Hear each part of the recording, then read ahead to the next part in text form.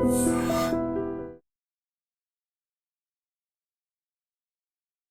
Day fertility అమ్మ అనే పిలుపుకు శ్రీకారం చుట్టండి. పొందండి ఉచిత మొదటి కన్సల్టేషన్, మొదటి స్కాన్. సంప్రదించండి 8880747474. Breaking news అంతోంది. నిజామాబాద్ జిల్లాలో ఒక్కసారిగా ఉద్రిక్త పరిస్థితి ఏర్పడింది. ఎందుకంటే పోలీస్ కస్టడీలో ఉన్నటువంటి ఒక గల్ఫ్ ఏజెంట్, ఆయన పేరు వచ్చేసి సంపత్, ఆయన అనుమానాస్పదంగా మృతి చెందాడు. అయితే సంపత్ మృతికి పోలీసులే కారణమంటూ అక్కడ బంధువులైతే పూర్తిగా ఆందోళన చేస్తున్నటువంటి పరిస్థితి. ఒక్కసారిగా పోలీసుల పరిసర ప్రాంతాలు కావచ్చు, పోలీస్ స్టేషన్ పరిసర ప్రాంతాలు, అట్లాగే నిజామాబాద్ ప్రభుత్వ ఆసుపత్రి దగ్గర ఉద్రిక్త పరిస్థితి ఏర్పడింది. అసలు ఎందుకు ఈ సంపత్ని ఎందుకు పోలీసులు అరెస్ట్ చేశారు, విచారణ చేస్తున్నారు అంటే, నకిలీ వీసాల కేసులో ఈ పెద్దపల్లి జిల్లాకు చెందినటువంటి సంపత్నైతే పోలీసులు అరెస్ట్ చేసిండ్రు. జగిత్యాల్లో Sriram man power consultancy owner అయిన సంపత్ అనే వ్యక్తి అయితే దుబాయ్ పంపిస్తానని చెప్పి మోసం చేశాడని సంపత్ మీద కొంతమంది యువకులు పోలీసులకైతే కంప్లైంట్ చేశారు. సో కోర్టు అనుమతితో సంపత్కు 2 రోజులు రిమాండ్ విధించారు. అయితే రిమాండ్కు తరలిస్తుండగా సంపత్ అనారోగ్యానికి గురైండు అన్నటువంటి సమాచారం. సో వెంటనే ఆయనని నిజామాబాద్ ప్రభుత్వ ఆసుపత్రికి కూడా తరలించడం అయితే జరిగింది. అక్కడ చికిత్స పొందుతూ అంటే డాక్టర్స్ దగ్గరికి వెళ్ళి ఏమవుతుంది ఏంటి అనేది చెప్తున్నటువంటి క్రమంలోనే పోలీసులు చెప్తున్నటువంటి మాట అది. సో పోలీస్ కస్టడీలో ఉన్నప్పుడు క్వశ్చన్ చేస్తున్నటువంటి టైంలో నాకు లెఫ్ట్ హ్యాండ్లో పెయిన్ వస్తుంది అనగానే దగ్గరలో ఉన్నటువంటి హాస్పిటల్కి తీసుకెళ్ళిండ్రు పోలీసులే. అప్పుడు డాక్టర్స్తోని మాట్లాడుతున్నటువంటి టైంలోనే ఆయన కుప్పకూలిపోయిండు. అప్పుడు ఆయనకు సిపిఆర్ చేసే ప్రయత్నం కూడా చేసిండ్రు డాక్టర్స్, కానీ అక్కడే ఆయన చనిపోవడం జరిగింది అనేటువంటి మాట చెప్తున్నారు. సో సంపత్ మృతికైతే పోలీసులే కారణం అంటూ ఇంకోవైపేమో సంపత్ కుటుంబ సభ్యులు అండ్ బంధువులు అయితే ఆందోళన చేస్తున్నారు. సంపత్ మృతిపై నిజామాబాద్ ఏసీపీ రాజా వెంకటరెడ్డి కూడా ఆయన చెప్పడం జరిగింది. సంపత్ ఆసుపత్రిలోనే కుప్పకూలిపోయిండు, చనిపోయిండు, వైద్యులు కూడా చూశారు అది. సో రిమాండ్కి అయితే సంపత్ మృతిపై ఎంక్వైరీ కూడా చేస్తున్నాము, 3 వైద్యుల బృందం కూడా పోస్ట్ మార్టం చేస్తున్నారు అనేది సంపత్ కేసుకి సంబంధించి ఇప్పుడు నిజామాబాద్ ఏసీపీ రాజా వెంకటరెడ్డి చెప్తున్నటువంటి సిచ్యువేషన్. కానీ ఇంకోవైపేమో మృతుల బంధువులు ఒకటే ఆరోపిస్తున్నారు, ఆయన హాస్పిటల్ వెళ్ళిన తర్వాత చనిపోలేదు, ఆయనని విచారణ నిమిత్తంలో మరి కొట్టారో ఏం చేశారో తెలియదు, ఆయన పోలీస్ స్టేషన్ పోలీసుల రిమాండ్లో ఉన్నప్పుడే ఆయన చనిపోయిండు, ఈ పోలీసుల దెబ్బలు తాళలేకనే చనిపోయిండు అన్నటువంటి ఆరోపణ కుటుంబ సభ్యులైతే చేస్తున్న పరిస్థితి అయితే కనిపిస్తోంది. సో చాలా డౌట్స్ అయితే ఉన్నాయి కుటుంబ సభ్యులకి. ఎందుకంటే ఈయనని విచారణ నిమిత్తం పోలీసులు అయితే రిమాండ్కి తీసుకోవడం, విచారణ జరుగుతున్నటువంటి టైంలోనే ఆయన నాకు లెఫ్ట్ సైడ్ హ్యాండ్ పెయిన్ వస్తోంది, లెఫ్ట్ సైడ్లో పెయిన్ అనిపిస్తోంది అని చెప్పినట్టుగా, ఆ తర్వాత వెంటనే రెస్పాండ్ అయ్యి దగ్గరలో ఉన్నటువంటి హాస్పిటల్కి తీసుకువెళ్ళినప్పుడు డాక్టర్స్తోని మాట్లాడుతున్నటువంటి టైంలోనే కుప్పకూలిపోయిండు, అది వైద్యులు కూడా చూశారు, డాక్టర్స్ కూడా చూశారు అన్నటువంటి మాట ఇప్పుడు నిజామాబాద్ ఏసీపీ రాజా వెంకటరెడ్డి చెప్తున్నటువంటి పరిస్థితి అయితే కనిపిస్తోంది.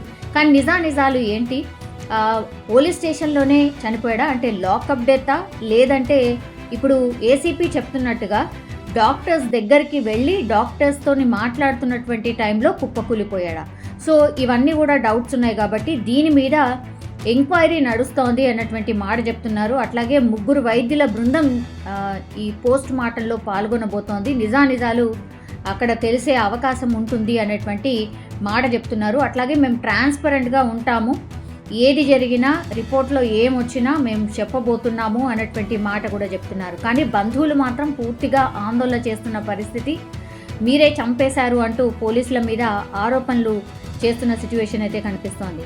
జస్ట్ ఈయన వీసాల అంటే నకిలీ వీసాల ద్వారా ఈయన ఒక కన్సల్టెన్సీ నడుపుతూ దుబాయ్కో లేకపోతే పని ఎవరికైతే కావాలో అన్నటువంటి యువకులు ఈయనని ఎవరినైతే ఆశ్రయిస్తారో ఈ సంపత్ అనే వ్యక్తి వాళ్ళని పూర్తిగా అంటే మాటల్లో పెట్టి వాళ్ళకి ఏదో ఒకటి చెప్పి నీకు వీసా ఇప్పిస్తాను, నిన్ను దుబాయ్ పంపిస్తాను, ఇంకో ప్లేస్కి పంపిస్తాను అంటూ మాయమాటలు చెప్తూ కొంతమంది యువకుల దగ్గర డబ్బులు తీసుకున్నాడు. ఆ తర్వాత జాబు లేదు, ఏం లేదు, మోసపోయాము అనేటువంటి కంప్లైంట్ అయితే పోలీసులకు రావడం, ఆ తర్వాత పోలీసులు ఈయనని 2 రోజుల పాటు రిమాండ్కి తరలించడం, రిమాండ్లో ఉన్నప్పుడే ఈ ఇన్సిడెంట్ జరగడం. సో చాలా అనుమానాలు అయితే వస్తున్న పరిస్థితి అయితే కనిపిస్తోంది. దీని మీద పూర్తి స్థాయిలో ట్రాన్స్పరెంట్గా ఎంక్వైరీ జరగాలి అనేటువంటి మాట మాత్రం స్పష్టంగా వినిపిస్తోంది. గతంలో కూడా ఒక 2-3 ఇన్సిడెంట్స్లో ఇట్లనే పోలీసుల రిమాండ్లో ఉన్నటువంటి ఖైదీలు చనిపోయిన పరిస్థితి. సో ఇట్లా నిజంగా లాకప్ డెత్తా లేదంటే అంటే ఇప్పుడు హాస్పిటల్కి అస్వస్థత వల్ల హాస్పిటల్కి తరలించిన తర్వాత అక్కడ ఏదైనా జరిగిందా అనేది తేలాల్సిన అవసరం అయితే కనిపిస్తోంది. రాష్ట్రంలో రోజు రోజుకి యాక్సిడెంట్స్ అయితే చాలా పెద్ద ఎత్తున జరుగుతున్నాయి. ఇక్కడ అక్కడ అని కాదు, హైవేసా లేకపోతే సిటీ లోపలనా ఇట్లా ఏ తేడా కూడా లేదనమాట. ఎక్కడంటే అక్కడ ఇట్లాంటి యాక్సిడెంట్స్, ఇన్సిడెంట్స్ చాలా అంటే చాలా జరుగుతున్నాయి. మరి అంటే మద్యం మత్తులో నడుపుతున్నారా, లేకపోతే నిద్ర మత్తులో నడుపుతున్నారా, లేకపోతే నిజంగానే ఒక ఎక్స్పీరియన్స్ లేకుండానే రోడ్డు మీదకి వచ్చి డ్రైవ్ చేస్తున్నారా అర్థం కాని పరిస్థితి. కానీ అమాయకమైనటువంటి మిగతా వాళ్ళ ప్రాణాలు తీస్తున్నారు అనేది మాత్రం మర్చిపోతున్న పరిస్థితి అయితే కనిపిస్తోంది. ఎందుకంటే వాళ్ళ ప్రాణాలు పోతాయి ఎలాగూ, కానీ మిగతా వాళ్ళు ఎదుటివారి ప్రాణాలు ఏవైతే ఉంటాయో వాటిని కూడా తీసేస్తున్న పరిస్థితులు కనిపిస్తున్నాయి. మనం చూస్తున్న విజువల్ని మీరు చూడండి, ఎంత ఫాస్ట్గా డ్రైవ్ చేస్తున్నారో చూడండి. ఆ తర్వాత ఏం జరిగిందో స్పష్టంగా మనకు ఆ విజువల్లో కనిపిస్తోంది. ఇది ఎక్కడ అంటే హన్మకొండలో అయితే జరిగింది. హన్మకొండ సుబేదారి చౌరస్తాలో నిన్న రాత్రి ఎంత వేగంగా వచ్చింది ఆ కార్ అనేది చూడొచ్చు. ఆ తర్వాత డైరెక్ట్గా ఎట్లా దూసుకు వెళ్ళింది లారీ కిందికి. తర్వాత ఆ లారీని ఢీకొట్టినటువంటి కార్ ఎంత స్పీడ్గా ఢీకొట్టింది అంటే ఈ పక్కన అంటే అది చౌరస్తా నుంచి లారీ క్రాస్ అవుతోంది. స్ట్రైట్గా వెళ్ళాలనుకున్నాడా, మరి రైట్ తీసుకోవాలనుకున్నాడా, లెఫ్ట్ తీసుకోవాలనుకుంటున్నాడా కార్ అతను అర్థం కాని పరిస్థితి. స్ట్రైట్గా వెళ్ళిండు. డైరెక్ట్గా ఈ లారీ ఏదైతే ఉందో లారీ కిందికి కార్ మొత్తం కూడా వెళ్ళిపోయింది. అందులో పూర్తిగా 5 ప్రయాణికులు ఉన్నారు, 5 మంది ప్రయాణిస్తున్నారు. ఆ 5 కూడా పూర్తిగా తీవ్రంగా గాయపడినటువంటి పరిస్థితి. వాళ్ళని దగ్గరలో ఉన్నటువంటి హాస్పిటల్కి అయితే తరలించిండ్రు. ఆ స్పీడ్గా లారీని ఎప్పుడైతే ఈ కారు ఢీకొట్టిందో ఆ తర్వాత లారీకి ఒక కుదుపులాగా వచ్చిన తర్వాత పక్కన ఏదైతే మనకు రోడ్డు మధ్యలో మనకి ఏదైతే ఉంటుందో దాన్ని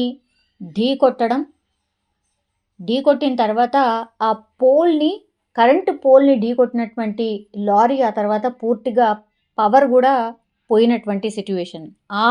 ఆ టైంలో లారీ ఒక్కటే ఉంది.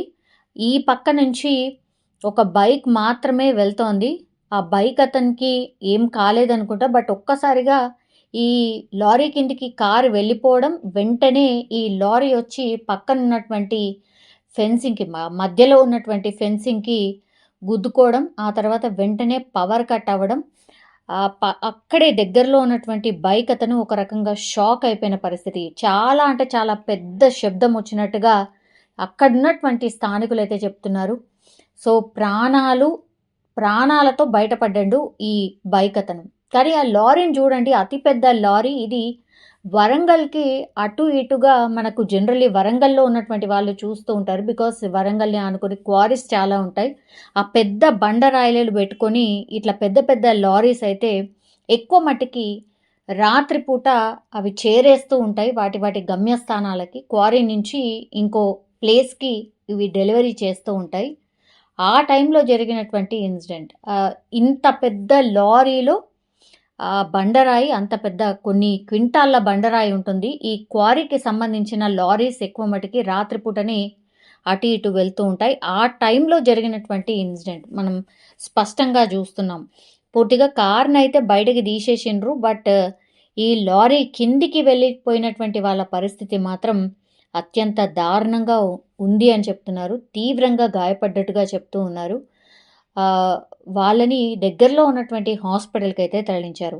కానీ ఇట్లాంటి ఇన్సిడెంట్స్ చాలా తరచుగా జరుగుతున్నాయి. మద్యం మత్తా, నిద్ర మత్తా, ఇంకోటా తెలియట్లేదు. లేకపోతే స్పీడ్ వల్లన, కంట్రోల్ కాలేకనా ఇట్లాంటి ఇన్సిడెంట్ జరుగుతున్నాయి. అట్లనే చెరువులకు కూడా అంటే చెరువుల పడ్డటువంటి ఇన్సిడెంట్స్ కూడా చాలా పెద్ద ఎత్తున ఈ మధ్య కాలంలో చూస్తూ ఉన్నాం.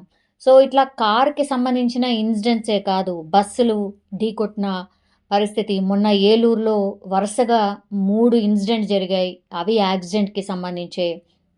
మొన్న 4 కుటుంబ సభ్యులు అంటే హార్ట్ అటాక్ లాగా రావడం, ఆ తర్వాత ఈ పక్కన ఉన్న ఓ కాలువలోకి దూసుకు వెళ్తే కేవలం భార్య మాత్రమే బతికింది, మిగతా అందరూ కూడా చనిపోయినటువంటి పరిస్థితి. సో ఇట్లా రకరకాల ఇన్సిడెంట్స్లో ప్రాణాలు పోతున్నటువంటి వాళ్ళ సంఖ్య మాత్రం చాలా పెద్ద ఎత్తున నమోదవుతోంది. సో ఇది కొంత ఆందోళన కలిగిస్తున్నటువంటి విషయం అని కూడా చెప్పొచ్చు. బట్ ఈ విజువల్ చూసిన తర్వాత నిజంగా భయం వేస్తుంది. అటు కార్లో ఎవరైతే జర్నీ చేసిరో వాళ్ళందరూ కూడా బతికే అవకాశమే లేదు అన్నట్టుగా ఈ కార్ ఇన్సిడెంట్స్ చూస్తే మనకైతే అర్థమవుతోంది.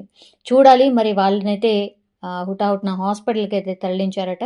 మరి ఎట్లా ఉన్నది వాళ్ళ పొజిషన్ ఏంటి, అండ్ క్రిటికల్గా ఉన్నట్టే చెప్తున్నారు. స్థానిక హాస్పిటల్కి అయితే వాళ్ళని తరలించిన పరిస్థితి. కానీ ఈ ఇన్సిడెంట్ చూసినటువంటి ఆ ఫ్యామిలీ మెంబర్స్ కూడా నిజంగా తప్పు ఎవరిది అంటే డెఫినెట్లీ ఇప్పుడు వీళ్ళు డ్రైవ్ చేస్తున్న వ్యక్తిదే అనే మాట కూడా చెప్పే సిచ్యువేషన్ అయితే కనిపిస్తోంది.